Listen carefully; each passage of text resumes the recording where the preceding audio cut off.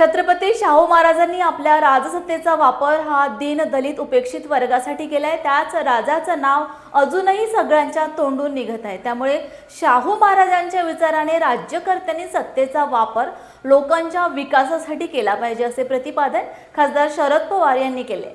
जकातवाडी तालुका सातारा येथील भारतीय भटके विमुक्त विकास व संशोधन संस्थेच्या वार्षिक सर्वसाधारण सभा व पुरस्कार वितरण सोहळ्याप्रसंगी खासदार शरद पवार बोलत होते। कार्यक्रमास माजी खासदार श्रीनिवास पाटील, पद्मश्री लक्ष्मण माने पदाधिकारी उपस्थित होते।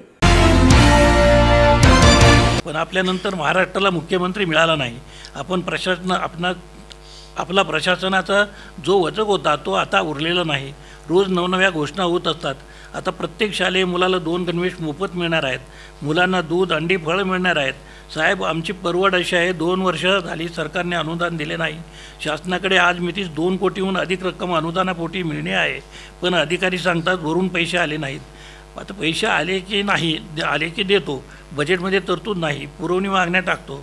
साहेब, या घोळामध्ये पोरांना जेवायचं करायचं कसं? धान्य इतक्या निकृष्ट प्रकारचे येते, गव्हामध्ये निम्मा कचरा असतो, तांदूळ शिजत नाही। मी स्वतः दिवस रानात उभा आहे। कडधान्य, डाळी आणि भाजीपाला या सर्व आपण आपल्या रानात पिकवत आहोत।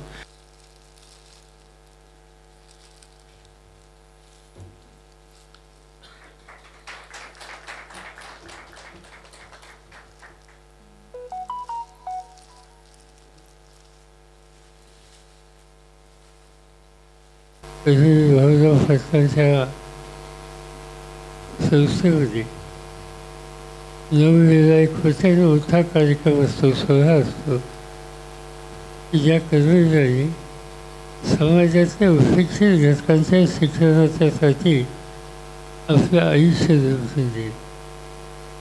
लाखो विद्यार्थी शिकवले, हजारो शाळा काढल्या आणि या सगळ्या शैक्षणिक दालनामध्ये कधी त्यांनी अर्थकारण येऊन दिलं नाही। उपेक्षितांचं शिक्षण हे सूत्र घेऊन त्यांनी काम केलं आणि तेव्हा त्यांचं काम शिक्षण माझं असोत, आम्हाला सगळ्यांना वंद्य असं काम आहे। आणि म्हणून ही संस्था स्थापन केल्याच्या नंतर त्याची बैठक 9 वेळेला होत असते। आणि ही पहिली बैठक ही पद्धत सुरू केली त्यावेळेचे देशाचे नेते यशवंतराव चव्हाण यांनी, आणि यशवंतरावजींच्या नंतर ही जबाबदारी माझ्यावर आली आणि सगळेजण आम्ही म्हणजे खरं म्हणजे तर नावालाच आहोत।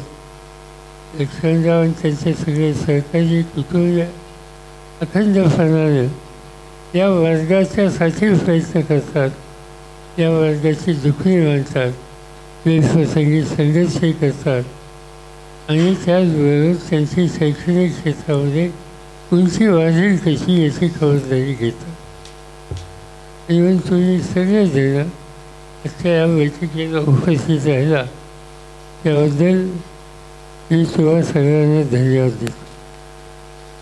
या वार्षिक सभेचं आणखी एक वैशिष्ट्य आहे की लहान वर्गाच्या घटकांच्या मध्ये ज्यांनी काहीतरी आगळं वेगळं काम केलं, सेवा केली, लिखाण केलं, अशा जाणकारांची निवड करून त्याचा सन्मान करण्याची पद्धत।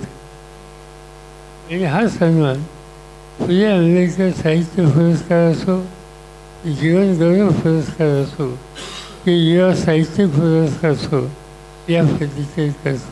तुम्ही आम्ही सगळेजण सार्वजनिक जीवनामध्ये काम करणारे लोक आहोत। पुढचा महिना 1.5 महिना दुसरं काही काम करायचं नाही।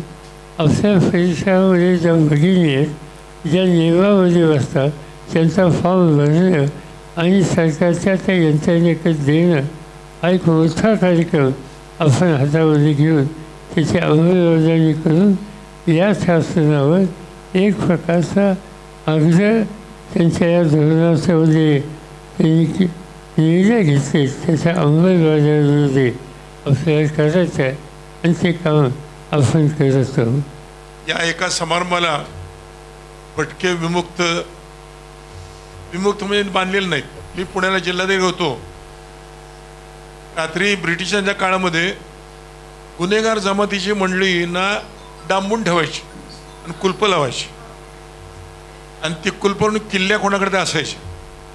आदरणीय पवारसाहेब मुख्यमंत्री होते, त्यांनी मला सांगितलं श्रीनिवास त्या हडपसर आणि मुंडवा भागामध्ये या वस्त्यात आहेत, काय करायचं? म्हणजे साहेब सांगा काय करायचं.